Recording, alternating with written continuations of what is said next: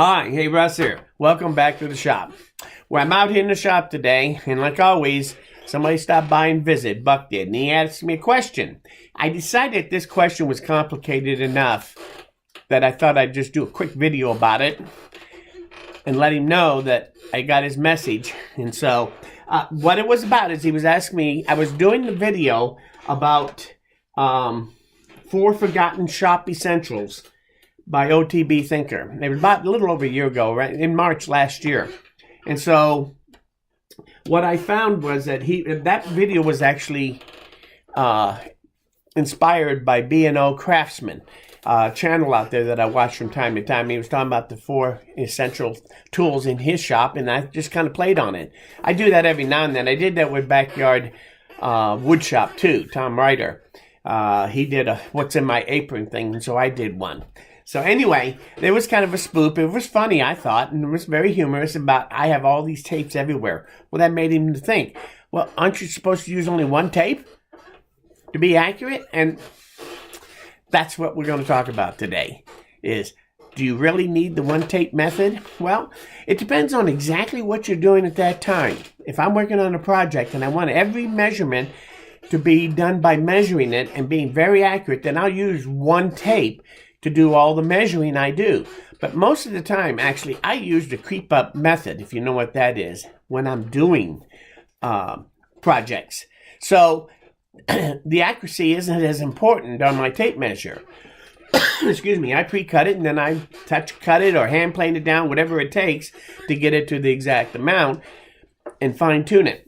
And so under those conditions, you don't need it. It doesn't matter because you're oversizing it to begin with, just a tiny bit. So yeah, it's not good to have it. Now you have to remember that with me, I really got a problem with I set things down and then I can't find them for a half hour. And then they show up in plain sight over across the room. So it's something I have to live with. So to solve that with tape measures, I use tape measures everywhere.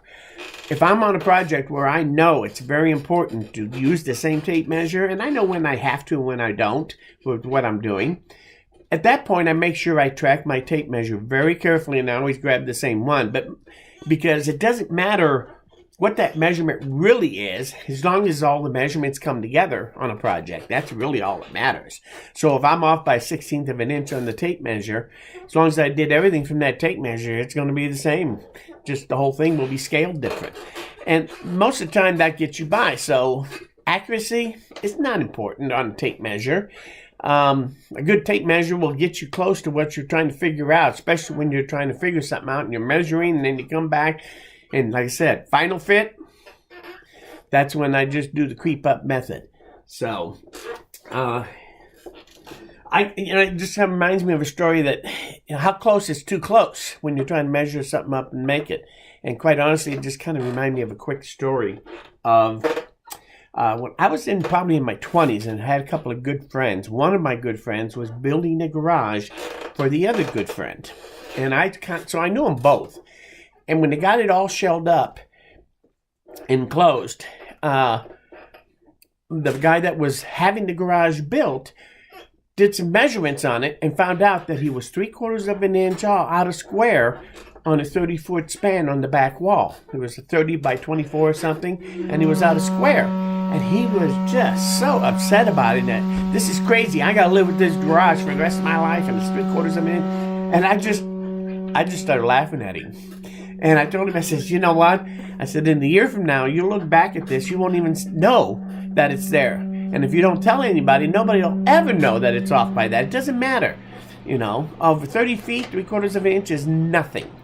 And he just, he thought that it had to be perfect. Well, it doesn't. The smaller what you detail, what you're working on, the more the accuracy is really important. So tape measures are like that. They're just guidelines is all they are to me, what to do. They're story sticks. Tape measure is nothing more than a story stick. So if you've ever used a story stick, you understand what I'm saying. So keep that in mind. Also keep in mind that the other thing that's going to happen to you when tape measures is my eyes are getting old too. And quite honestly, when I'm reading a tape measure, sometimes I don't hit the mark quite as good as I used to with it. And so my eyes can be off and the tape measure doesn't have to be at times. So all these factors are built in as you do woodworking your way, or whatever it is you're doing, and you're measuring it with tape measures. Sometimes, yeah, you need 2 tapes. Sometimes I just need glasses and 1 tape to really do a good job. So it just depends. Anyway, Buck, I want to thank you for this video. It was your idea, and like I said, I'm sorry it took me an hour to respond to this. I like to respond to things like this from now on when I can, on comments, if it's something that I can actually talk about real quick. So, if you have any comments or ideas or suggestions, leave them in the comments below. If you like this video, you learned something here, hit that like button. Most importantly, though, come back again, because I'm nowhere near done. Thanks, and thank you, Buck. We'll see you guys later. Bye.